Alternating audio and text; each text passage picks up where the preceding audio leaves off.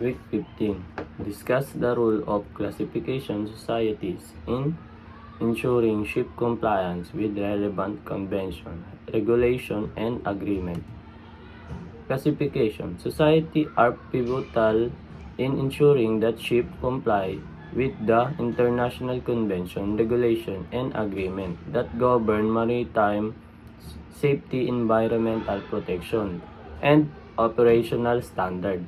These independent, non-governmental organizations are responsible for establishing and maintaining technical standards for the design, construction, and operation of ship and offshore structure.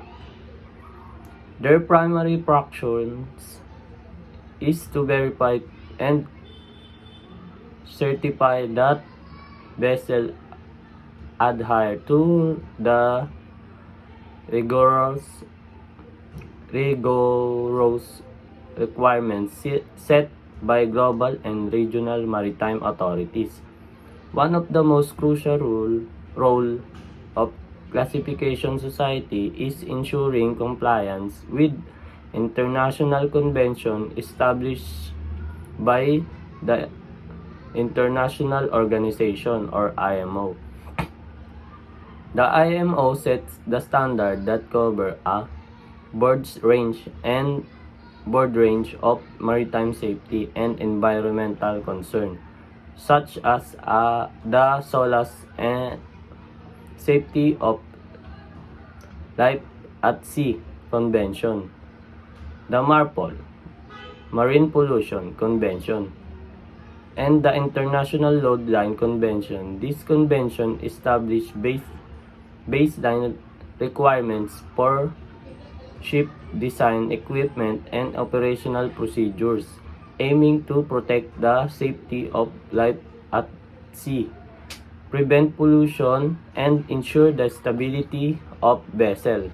Classification societies conduct a series of survey and inspection at key stage of a ship life cycle, including during the design phase, during construction, and throughout its operational life. This inspection assess various aspects of ship safety, including hull integrity, machinery, fire safety system, and navigational equipment.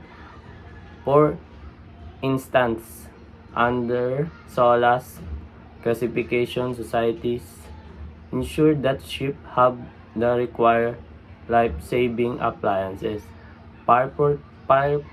firefighting system, and emergency evacuation procedure in place. For compliance with MARPOL, they verify that vessels are equipped with pollution control systems such as ballast water treatment system and oil water separator.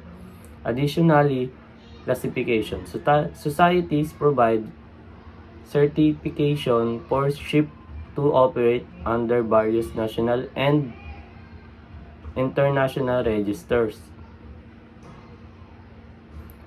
which are often a prerequisite for ship to be flagged in CPC country. Ship registered under a particular flag state must comply with both the international regulation and the national law of that flag state. Classification society also assists in the implementation of newer regulation related to environmental stability, such as the Energy Equipment Existing Ship Index or EEXI, and the Carbon Intensity Indicator CII, which aim to reduce the maritime industry carbon footprint. Moreover, classification society plays an essential role in ongoing maintenance and periodic survey. This ensures that ships continue to meet compliance requirements throughout their operational lifespan. This inspection also address emerging concerns such as new safety protocol or environmental rules, helping vessels stay compliant with involving regulation. Thank you.